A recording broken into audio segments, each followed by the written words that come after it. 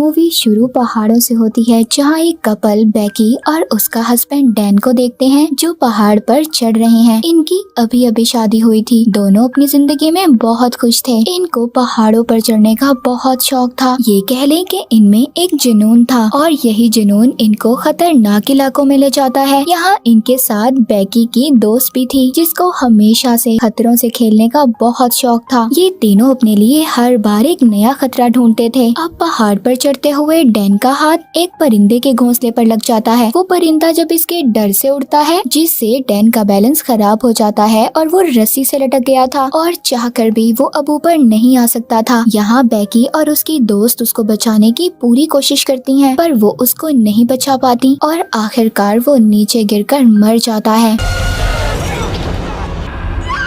जिसके बाद हमें 1 साल बाद का सीन दिखाया जाता है। बेकी अभी भी अपने हस्बैंड की मौत के गम में थी और उसने अभी तक अपने पास डैन की अस्थियों यानी उसकी जली हुई हड्डियों को रखा हुआ था और साथ ही साथ वो अब शराबी भी बन गई थी, जिस वजह से उसकी जिंदगी पूरी तरह खराब हो रही थी। बेकी के डैड अपनी बेटी की ऐसी हालत देखकर काफी ज्यादा परेशान थे, इसीलिए बहुत टाइम के बाद वो उसकी सबसे अच्छी दोस्त को बुलाते हैं, जिसका नाम हंटर था, जो इसके और इसके हस्बैंड डैन के साथ पहाड़ों पर चढ़ाई किया करती थी। अपने हस्बैंड की मौत के बाद वो अपनी दोस्त से 1 साल बाद मिली थी। उसकी दोस्त हंटर कहती है, चलो ना हम दोबारा से कहीं चढ़ाई करते हैं, हमारा तो ये शौक था ना, तुम मेरे साथ चलो, तुम्हें अच्छा लगेगा। वो उसको एक पुराना टावर दिखाती है जो 2000 फीट लंबा था और ये टावर सहरा में था। वो कहती है, तुम मेरे साथ वहाँ जाना, जहाँ पर जाकर तुम अपने हस्बैंड की राख को ऊपर से बखेर देना, तुम्हें अच्छा लगेगा और उसकी आत्मा को भी सुकून मिलेगा। बेकी सब बातों के बारे में बहुत सोचती है और आखिरकार वो ये फैसला करती है कि वो हंटर के साथ जाएगी। ये उसके साथ एंजॉय करना चाहती थी। दोनों अब अपने सफर पर निकल जाती हैं।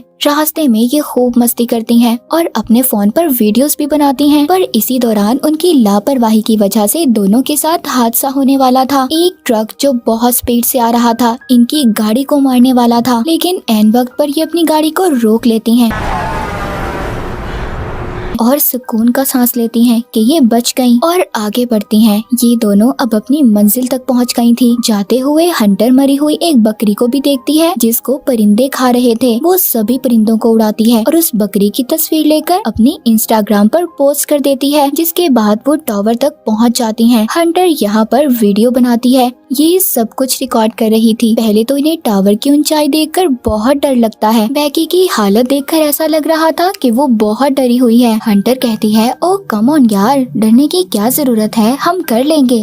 Let's do this. वो अपने आप को रस्सी से बांधती है और बेकी को भी। फिर ये ऊपर चढ़ना शुरू करती हैं, लेकिन बेकी ऊपर चढ़ते हुए सब महसूस कर रही थी। पुराने जंग लगे टावर और उसकी सीढ़ी की आवाज जब ये ऊपर चढ़ रही थी। बेकी को डर तो लग रहा था, पर वो ऊपर चढ़ती रहती है। काफी ज्यादा ऊपर चढ़ने पर हंटर उसको बताती है कि हम आधे टावर पर चढ़ चुके हैं, यानी कि उन्होंने 1000 फीट को पूरा कर लिया था। वो इतनी ऊंचाई पर चढ़ गई थी जितनी आईफल टावर की ऊंचाई हो। यहाँ पर हवा भी बहुत तेज चल रही थी क्योंकि ये बहुत ज्यादा ऊंचाई पर थी और इन्होंने एक सीढ़ी को भी पकड़ लिया था। हंटर कहती है, बस थोड़ा सा दूर, हम लोग जल्दी अपनी मंजिल तक पहुंच जाएंगे। पर बेकी जब नीचे देखती है कि वो इतनी ऊपर आ गई हैं, उसको डर लगने लगा था। इस बात पर हंटर सीढ़ी को हिलाकर उसके साथ मजाक भी करती है, जिससे वो बहुत डर जाती है। मगर अब आहिस्ता आहिस्ता इतने ऊंचे टावर पर ये दोनों चढ़ गई थी, लेकिन इसी दौरान इस टावर की सीढ़ी का एक पेंच निकल जाता है जो इन्हें नहीं पता चलता। ये तो अपनी खुशी मनाने में लगी हुई थी। हंटर अपना ड्रोन कैमरा निकालती है और सब कुछ रिकॉर्ड करती है। बेकी भी अपने दोस्त के साथ खुश थी, पर हंटर यहाँ पर नहीं रुकती। वो टावर से लटक जाती है और बेकी से कहती है कि मेरी तस्वीर बनाओ, और साथ ही साथ वो बेकी को भी ऐसा करने का कहती है। उसे डर तो लग रहा था, पर अपने डर पर काबू पाते हुए वो हंटर की बात मान लेती है और लटक जाती है और लटक कर वो भी तस्वीर बनाती है, जिसके बाद हंटर उसको गले लगा लेती है। यहाँ पर बेकी अपने हस्बैंड की राख को हवा में उड़ा देती है। अब इसको कुछ सुकून मिला था और दोनों उसके बारे में याद करने लगती हैं। जब सब कुछ खत्म हो गया था, ये वापस जाने का फैसला करती हैं। ये अपना सारा सामान पैक करती हैं। बेकी जैसे ही अपना बैग लेकर नीचे उतरती है, पुराने टावर की जंग लगी सीढ़ी टूट गई थी। बेकी लटक जाती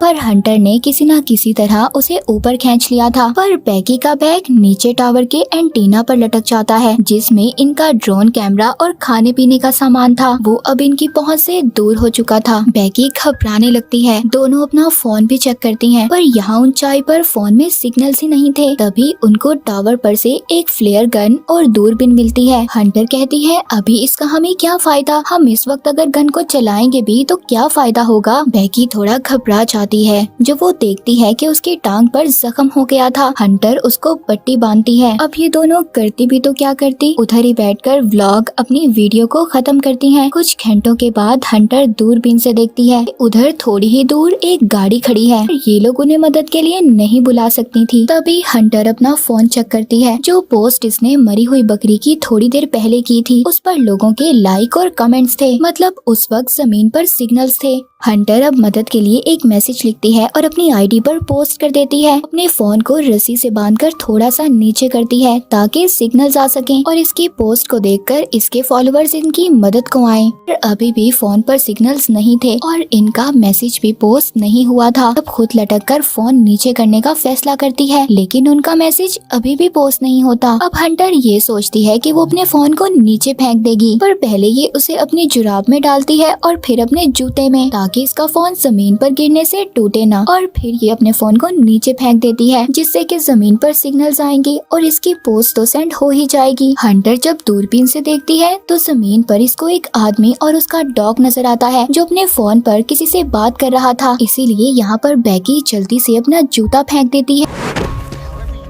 ताकि वो आदमी कुछ नोटिस करे, मगर वो कुछ नहीं करता और चला जाता है। लेकिन बैगी यहाँ पर गन चलाने लगती है। हंटर उसको रोक देती है और कहती है, सूरज डूबने का इंतजार तो करो, हमें कोई ना कोई तो बचाने आएगा। रात हो गई थी। बैगी अपना वक्त गुजारने के लिए अपनी पुरानी वीडियोस देखती है, जिसमें वो अजीब बात नोटिस करती है कि हंटर उसको और उसके हस्बैंड को अजीब नजरों से देख रही थी। लेकिन तभी हंटर उसको फ्लेयर गन चलाने का बोलती है और साथ ही वो अपने फोन की लाइट को जलाकर इधर उधर करने लगती है। तभी उन्हें दो आदमी देख लेते हैं, पर वो उनकी मदद नहीं करते कि ना ही वो उन्हें साफ नजर आ रही थी। जाहिर सी बात है वो इतनी ऊंचाई पर जो थी। उल्टा वो आदमी उनकी गाड़ी चुरा कर भाग जाते हैं। अब यहाँ पर रात को ये सोने की कोशिश करती हैं। हंटर नीचे गिरने वाली थी, पर बैगी उसको बचा लेती है। तभी वो उसकी टांग पर बना हुआ एक टैटू देखती है, जिस पर 143 लिखा हुआ था। और यहाँ पर बैगी को याद आता है वो जब भी अपने हस्बैंड डैन को आई लव यू बोलती थी, वो जवाब में उसको 143 बोलता था। यहाँ पर बैगी को ये बात पता चल गई थी कि उसके हस्बैंड और उसके दोस्त का आपस में रिश्ता था और अब हंटर के पास भी कोई और दूसरा रास्ता नहीं था। वो बैगी को अपने और उसके हस्बैंड के बारे में सब कुछ बता देती है। बैगी ये सब सुनकर अजीब सी सोच में थी। हंटर उससे माफी मांगती है, लेकिन इसी दौरान बैगी अपने बैग को देख रही थी, जिसमें उसका ड्रोन और पानी भी था। हंटर कहती है, मैं जाऊंगी उधर तक तुम्हारे बैग को लेने के लिए। अब वो टावर के चारों साइड पर एक हुक डालती है और रस्सी से खुद को बांधकर लटक कर बैग लेने जाती है, पर अभी भी वो बैग तक नहीं पहुंच पाई थी। अब हंटर क्योंकि शुरू से ही न डर थी, इसीलिए वो रस्सी को छोड़कर एंटीना के ऊपर कूद जाती है और बैग ले लेती है। हालांकि अब रस्सी उससे दूर थी, लेकिन वो बैग से सेल्फी स्टिक को निकालकर उसकी मदद से बैग को रस्सी बांध देती है। अब वो एक खुद लंबी छलांग लगाती है, जिससे वो रस्सी को पकड़ लेती है। आहिस्ता आहिस्ता उसे पकड़कर वापस ऊपर चढ़ती है, मगर एकदम रस्सी उसे छूट जाती है और वो नीचे गिर जाती है।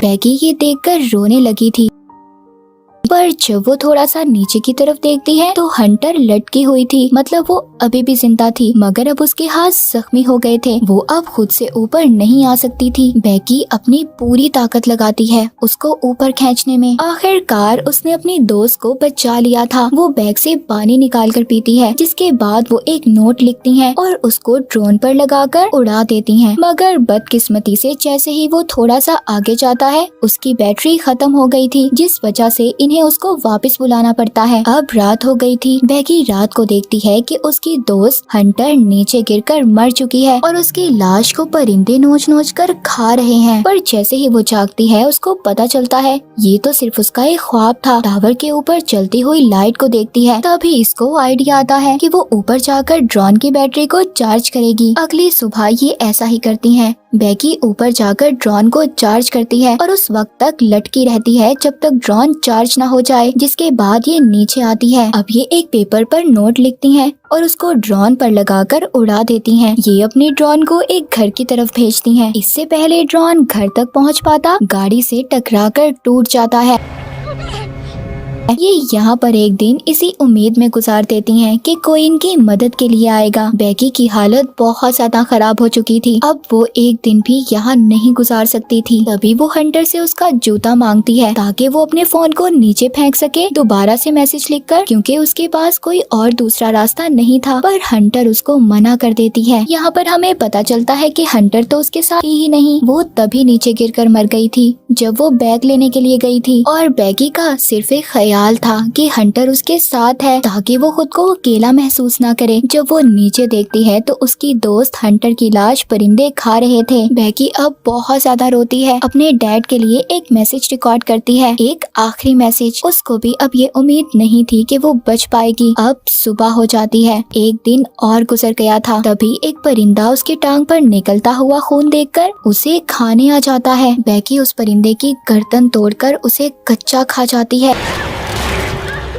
जिससे हमें पता चलता है कि वो भूख की वजह से तड़प रही थी। उसे खाने के बाद उसे एनर्जी, ताकत मिलती है। दूसरी तरफ इसके डैड अपनी बेटी के लिए बहुत ज्यादा परेशान थे। वो इसके बारे में पता करना चाहते थे कि आखिरकार उनकी बेटी है कहाँ पर। उधर बेकी अब हिम्मत कर नीचे उतरती है उस जगह पर जहाँ पर हंटर की लाश एंटीना पर लटकी हुई थी, और अपने फोन को हंटर के जूते में डालकर उसके पेट के साथ चिपकाकर हंटर को सॉरी बोलती है और नीचे फेंक देती है ताकि उसका फोन ना टूटे और उसके डैड को मैसेज मिल जाए। जिसके बाद हम कुछ घंटों बाद देखते हैं बेकी के डैड उस टावर के पास पहुंच गए थे, मगर जैसे ही वो वहां पर पड़ी हुई लाश को देखते हैं जो हंटर की थी, जिसको पुलिस वाले लेकर जा रहे थे, वो समझते हैं शायद उनकी बेटी मर गई। लेकिन बेकी उनको आवाज देती है, डैड। वो अपनी बेटी को देखते हैं तो सुकून का सांस लेते हैं कि उनकी बेटी जिंदा है। वो अपने डैड के गले लग जाती है। आखिरकार बेकी की कोशिशों और उसकी उम्मीदों ने उसे जिंदा रखा। और इसी के साथ ये मूवी यहीं पर खत्म हो जाती है।